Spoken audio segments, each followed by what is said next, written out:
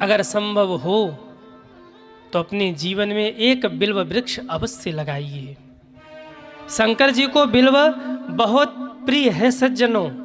कोई मुझसे पूछ रहा था कि क्या घर में, अपने घर की बगिया में, घर के आसपास क्या बिल्व वृक्ष लगाना चाहिए? क्या घर के आंगन में बिल्व वृक्ष हम लगा सकते हैं? देखिए, वास्तु शास्त्र का कहना है कि किसी भी कांटेदार वृक्ष को घर में नहीं लगाना चाहिए। किसी भी कांटेदार वृक्ष को जहाँ से आप घर में प्रवेश कर रहे हैं वहाँ नहीं होना चाहिए, नहीं तो आपके घर जो अतिथि आएंगे पहले ही उनका मन बिगड़ जाएगा। ये वास्तु शास्त्र का कहना है। परंतु ग्रंथ ऐसा कहते हैं कि हम बिल्व वृक्ष, बिल्व का पेड़, बिल्व वृक्ष हम अपने घर में लगा सकते हैं, इसमें कोई दोष नहीं है। अन्य कांटों के वृक्ष में दोष है, पर बिल्व वृक्ष इतना पवित्र है कि बिल्व वृक्ष हम अपने घर में लगा सकते हैं, इसमें कोई दोष नहीं है सज्जनों। ये वास्तु शास्त्र का कहना, बिल्व वृक्ष परम पवित्र है, शास्त्र की आज्ञा है, इसे हम अपने घर में लगा सकते हैं। सुबह शाम बिल्व वृक्ष का दर्शन परम शुभ माना जाता है।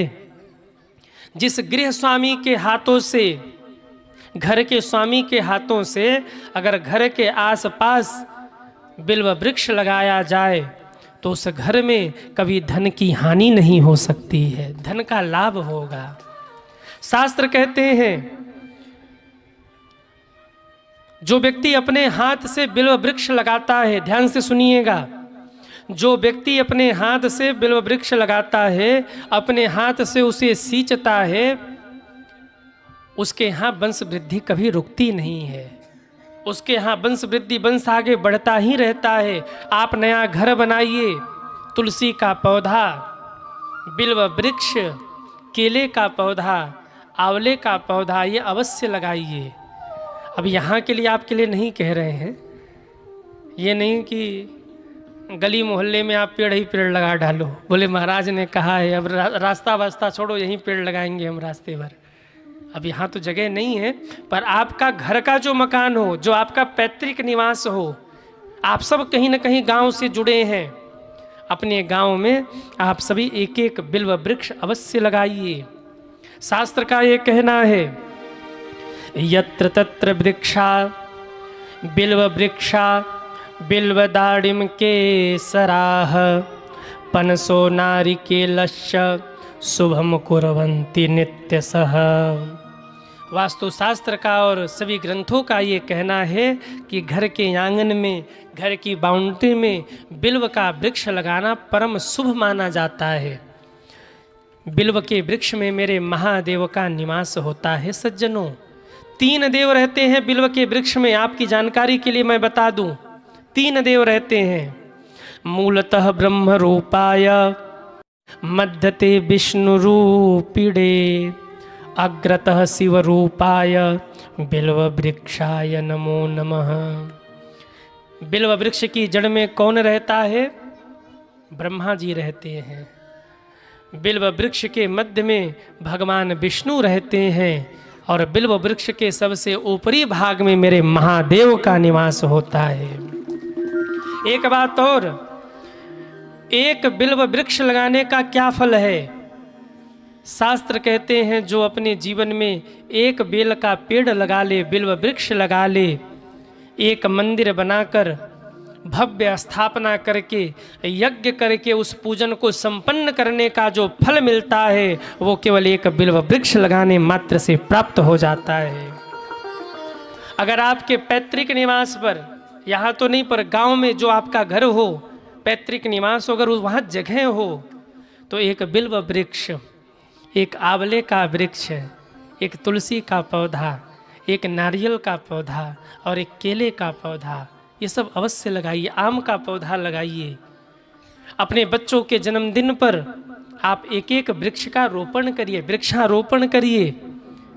आप केक काटते हैं बच्चों के जन्मदिन पर, ये अच्छी बात है, पर आपके बच्चे का जन्मदिन तब सार्थक अवश्य होगा जब आप अपने बच्चे के जन्मदिन पर एक वृक्ष लगा करके अपने बच्चे का जन्मदिन मनाएंगे।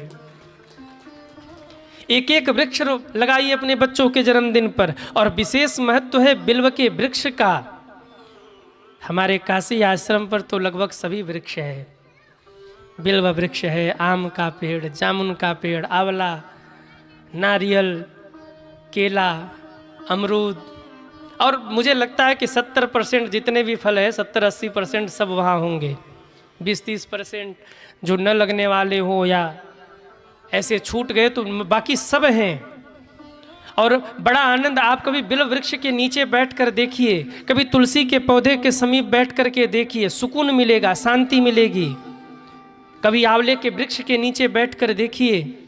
कार्तिक के महीने में इधर होता कि नहीं, आप करते नहीं, मुझे नहीं पता, पर हमारी तरफ तो कार्तिक के महीने में आंवले के वृक्ष के नीचे माताएं भोजन बनाती हैं। वो भोजन प्रसाद होता है। ये परम पवित्र वृक्ष है सज्जनों। अपने घर में, अपने स्थान पर, जहाँ भी आप रहते, अगर जगह हो तो आप वृक्ष अवश्य लगाइए। महादेव रूपयोयम बिल्व वृक्षम। शिव महापुराण का कहना है बिल्व वृक्ष साधारण नहीं है। बिल्व वृक्ष साधारण नहीं है, बिल्व वृक्ष स्वयं महादेव का स्वरूप है। हमारे पांडे जी हैं, पांडे जी से भी निवेदन है, जो आपने लान खोला है गांव वाला, एक कोने में बिल्व वृक्ष लगाइए। हाँ, हमारे पांडे जी ने गांव पे एक लान की स्थापना की, उद्घाटन हमने ही किया। आपसे निवेदन, कहीं कोने में एक बिल्व वृक्ष लगा दीजिए। बड़ी महिमा है बिल्व के वृक्ष की। बिल्व के वृक्ष के नीचे की मिट्टी परम पवित्र होती है, चंदन के समान पवित्र मिट्टी होती है। सुबह सुबह जो बिल्व वृक्ष का दर्शन कर ले, शास्त्र कहते हैं शिवालय के दर्शन का पुण्य फल उसे प्राप्त हो जाता है। इतनी महिमा है बिल्व वृक्ष की। अब आप कहेंगे कि गुरुजी अगर बिल्व वृक्ष लगाना ही हो तो किस दिशा में लगाएं? उत्तर किधर है? यहाँ से उत्तर किधर है? मैं पूरब मुँह बैठा हूँ, उत्तर इधर है, पश्चिम इधर होगा। उत्तर और पश्चिम के बीच वाले कोने पर, अपने घर के हिसाब से आप देख लीजिए, उत्तर और पश्चिम के बीच वाले कोने पर आप घर के एक किनारे बिल्व वृक्ष लगाइए। इससे आपके घर में बरकत होगी, ये वास्तु शास्त्र का भी कहना है। बिल्व के पेड़ से आपको 3 फायदे हैं। जो लोग भी अपने घर में बिल्व वृक्ष लगाते हैं, घर के आसपास बिल्व वृक्ष लगाते हैं, उनको 3 फायदे हैं। पहला तो महादेव को अर्पित करने के लिए बिल्व पत्र मिलेगा, दूसरे फल मिलेगा, और तीसरे स्वयं बिल्व वृक्ष महादेव का स्वरूप है, शिव दर्शन का फल प्राप्त होता रहेगा आपको बिल्व वृक्ष से। काशी आश्रम पर 108 पेड़ बिल्व वृक्ष लगा था। 4 पेड़ नहीं बच पाए, अभी हैं 4 पेड़, बाकी सब धीरे धीरे समाप्त हो गए, पर 108 पेड़ बिल्व वृक्ष लगा था। 4 पेड़ आज भी बचे हुए हैं। बड़ी महिमा है। बिल्व वृक्ष के नीचे बैठिए, मन को सुकून मिलेगा, मन को शांति मिलेगी। और सज्जनों, एक निवेदन और मैं करूं, कभी भी बिल्व वृक्ष काटना नहीं चाहिए। बिल्व वृक्ष इतना पवित्र है, शिव का स्वरूप है, उसे काटना नहीं चाहिए। बेल का पेड़ हो गया, पीपल का पेड़ हो गया, बरगद का पेड़ हो गया, ये सब देव वृक्ष हैं, काटना नहीं चाहिए। आम का पेड़ हो गया। आप कहेंगे गुरुजी अब ऐसी दुविधा फंस ही गई कि बिना उसके हटाए काम नहीं बनेगा, तो क्या करें? तो भी मत काटिए। आजकल तो स्थानांतरित करने के लिए तमाम संसाधन आ गए, तमाम मशीनें आ गई, उसे कहीं स्थानांतरित कर दीजिए, पर काटिए मत। बिल्व का वृक्ष, बरगद का, पीपल का, ये देव वृक्ष है हम सनातनियों के लिए, इसे काटना नहीं चाहिए। और मैं कहीं और पढ़ रहा था, ध्यान से सुनिए, कब दोष है काटने में? आपके घर के ऊपर अगर पीपल जम जाए, बरगद जम जाए, अब कई बार लोग संशय में पड़ जाते, गुरुदेव करें क्या? अब घर के ऊपर छत पे आ गया, बालकनी में जम गया, अब उसे करें क्या? मैं कहीं पढ़ रहा था कि पूर्ण पाप आपको तब लगता है जब वृक्ष के तना में छाले बनने लगे। छाले मतलब समझ रहे हैं ना? उसके ऊपर आपने देखा होगा वृक्ष में छाले बनते हैं, किनारे किनारे वृक्ष के छाले बनते हैं उसके तना में। जब तक वृक्ष छोटा है तब तक छाले नहीं बनते। जब वो बढ़ने लगता है, पुष्ट होने लगता है, तो वृक्ष के तना में छाले बनने लगते हैं। और ऐसी अवस्था में अगर वृक्ष को काटा जाए तो दोष लगता है। और जब तक छाले नहीं बन रहे हैं, आपने स्थानांतरित किया, फिर भी नहीं काटना है। आपने उठा के कहीं और लगाया उस वृक्ष को, जैसे घर की बालकनी में पीपल जम गया, अब उखाड़ के फेंकना नहीं है, उसे उखाड़ के कहीं लगा दीजिए। छोटा वृक्ष है, छोटा भी पौधा ही है, और अगर वो सूख गया तो आपको उतना पाप नहीं लगेगा। अगर आपने लगाया और सूख गया वो किसी कारणवश, तो आपको पूरा पाप नहीं लगेगा। पर जब छाले बनने लगे और तब आपने वृक्ष लगाया और वृक्ष सूख गया तो आपको पूर्ण दोष लगेगा। तो अब दोष से बचे कैसे? आप प्रणाम करिए, क्षमा मांगिए उनसे कि हे पीपल देवता, हे बट वृक्ष, हे बिल्व वृक्ष, किसी कारणवश दुविधावश हम आपको स्थानांतरित कर रहे हैं, कृपा करके आप नए रूप लीजिए, नए रूप में प्रकट होइए। और फिर भी अगर सूख जाए वो, तो प्रार्थना करके दूसरा वृक्ष वहाँ लगाइए। एक की जगह 2 लगाइए, 5 लगाइए, क्षमा मांगिए उनसे। वो देव वृक्ष है, पर कभी काटिए मत।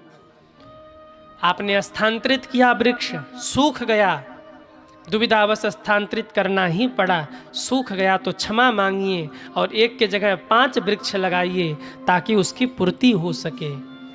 ये उस दोष का प्रायश्चित है सज्जनों। एक बेलपत्र आपने महादेव के ऊपर अर्पित किया तो उस बेलपत्र में 3 पत्ते होते हैं और एक एक पत्ता एक एक लोक के बराबर है। आपने केवल बिल्वपत्र बाबा को नहीं चढ़ाया, आपने 3 पत्तों में मानो त्रिलोक की संपदा बाबा के ऊपर अर्पित कर दिया। बाबा प्रसन्न हो जाएंगे। और वो भी न हो तो केवल 1 लोटा जल चढ़ा ले, लोटा जल भर के तेरा कल्याण हो जाए। कटीली राह जीवन की तेरा आसान हो जाए। अरे कुछ ना मिले, एक बिल्वपत्र लेकर जाइए और कहिए बाबा इस बिल्वपत्र के सिवाय मेरे पास कुछ और नहीं है। ये बिल्वपत्र स्वीकार करिए अपने इस भक्त के हाथों से। एक बिल्वपत्र आपने चढ़ाया, बिल्वपत्र में 3 पत्ते होते हैं। कितने पत्ते? 3 पत्ते। और उस 3 पत्ते में तीनों लोगों को नापा जा सकता है। एक बिल्वपत्र आपने भाव से बाबा को चढ़ा दिया ना, बाबा प्रसन्न हो जाएंगे। पर एक निवेदन करूं, बिल्वपत्र कभी चुरा के नहीं चढ़ाना चाहिए। कई लोगों को फूल चाहिए ना, तो वो भोर में उठेंगे 3 बजे। यहाँ तो नहीं, अब गांव में तो होता है, यहाँ तो शायद होता, इधर भी, इधर तो है ही नहीं तो होगा क्या। हाँ, इधर सब अपने अपने फ्लैट में रहते हैं, किसी को लगाना भी हुआ तो एक आध गमले में लगा के रख लिया। लेकिन गांव में होता है, नवरात्रि के दिनों में माताएं 3 बजे भोर में उठेंगी, left right left right left right. और किसी के बगिया में अगर ज़्यादा है गुलाब खिला है ना, गुड़हल खिला है ना, तो गुलाब गुड़हल तो तोड़ेंगे, पूरा पेड़ उखाड़ लेंगे हनुमान जी की तरह। हाँ, रावण की बगिया उजाड़ गयो रे अंजनी को ललनवा। हाँ, पूरी बगिया उखाड़ लेंगी और ले जा करके निमिया की डार मैया, माता जी का अच्छा चोरी का फूल लेके आइए, चोरी का फूल लेके आई, हमको चढ़ा रही है। अब इधर तो पूजन चल रहा और उधर जिसका फूल तोड़ के गए हैं, जिसकी बगिया उजाड़ के गए, सुबह उठा जब वो देखा बगिया उजड़ गई तो सप्तशती गाना शुरू करेगा। किसने उखाड़ा है, ठीक नहीं किया, किसने उखाड़ी मेरी बगिया, किसने उजाड़ी मेरी बगिया। कभी भी चोरी का फूल भगवान को नहीं चढ़ाना चाहिए। 4 लोग दर्शन करने गए हैं, अगर एक व्यक्ति ने प्रसाद खरीदा हो तो आप उसे कुछ न कुछ दीजिए। भले ही वो कह दे नहीं भैया हम तो मित्र हैं, प्रसाद हमने चढ़ाया तुमने चढ़ाया एक ही, लेकिन फल वो ले गया अगर पैसा आपने नहीं दिया तो। कम से कम प्रसाद का और पुष्प का पैसा आप स्वयं से दीजिए। शंकर जी पर बेलपत्र तो चढ़ाइए, पर चोरी का बेलपत्र नहीं होना चाहिए। ये नहीं कि किसी के बगिया में से बागवानी से वो चोरी से छुप करके तोड़ लाए। पूछ लीजिए एक बार, बेलपत्र तोड़ने से पहले जिसने वृक्ष लगाया उससे पूछ लीजिए कि भोले बाबा के लिए बेलपत्र लेना है, आज्ञा हो तो हम चयन कर लें, कुछ पत्ते उतार लें, और जब वो आज्ञा कर दे तब आप पत्ते उतारो, तब आप चयन करो और लेके आओ, शिव जी प्रसन्न होंगे। बोलिए शंकर भगवान की। शिव जी इतने दयालु हैं, कृपालु हैं, बहुत कुछ देते हैं बाबा। अगर सच्ची निष्ठा है, सच्ची श्रद्धा है ना, तो महादेव कभी किसी को खाली हाथ नहीं लौटाते।